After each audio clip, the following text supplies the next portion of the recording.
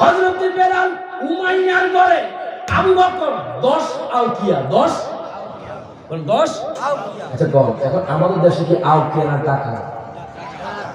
জোরে কয় না টাকা? আমরা কিসের উপরে আছি? টাকার উপরে আছি না, মাটির উপরে। কিসের উপরে? মুসলমান বেহুশ হয়ে না, হুশ হন, ঈমান ধরে হয়ে যাবে, ঠিক কি না? বেহুশ হয়ে না, হুশ হন, হুশ হন। আমরা কিসের উপরে? এখন একটা জান্নাতের বাগান হয়ে গেছে। গভীর মনোযোগ। আমাদের যুগে এখন টাকা ইউএসএ আমেরিকাতে গেলে হয়ে যায় ডলার, ঠিক কি না? আপনি যদি ইন্ডিয়াতে যান সেখানে রুপিয়া হয়ে যায়। আমার নবীর ওই সময় টাকাকে বলতো আউকিয়া। সুবহানাল্লাহ। আমার দয়াল নবীজি, মায়ার নবীজি আবু বকরকে বলে, আবু বকর রে, যা যা ওই পাগলারে আমার কাছে কিনে আন।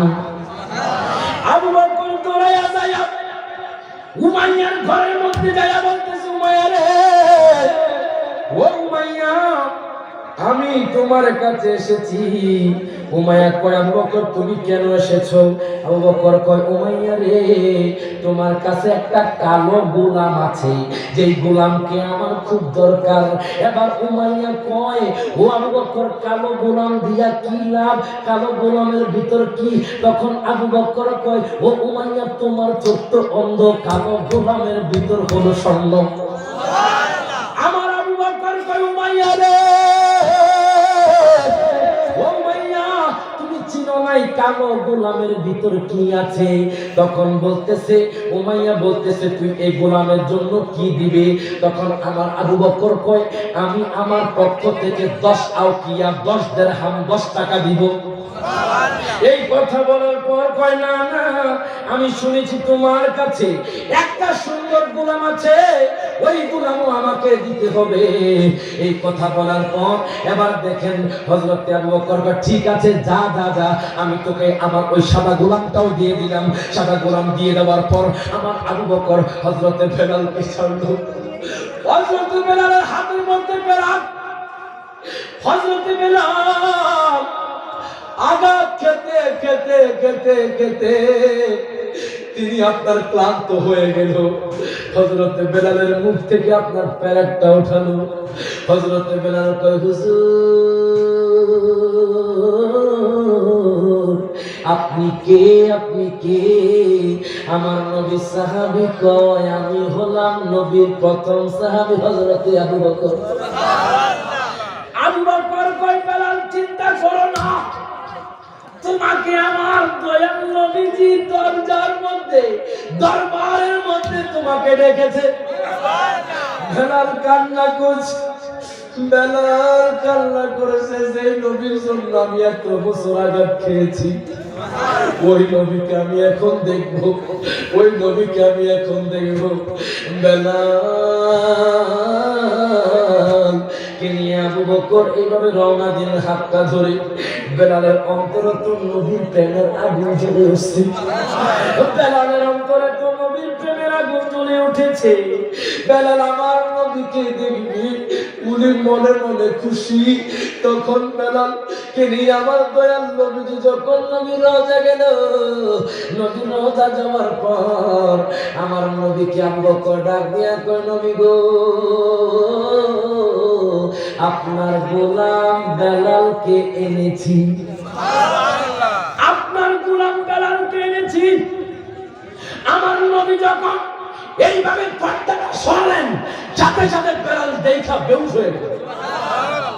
আমার নবীকে দেখা বেলাল বেহুশ হয়ে গেছে।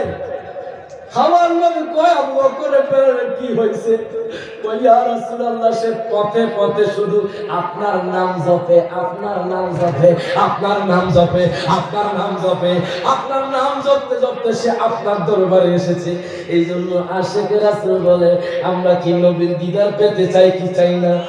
ওরে কত মানুষ ধন্য বল নবী গো, আপনার দিদারে।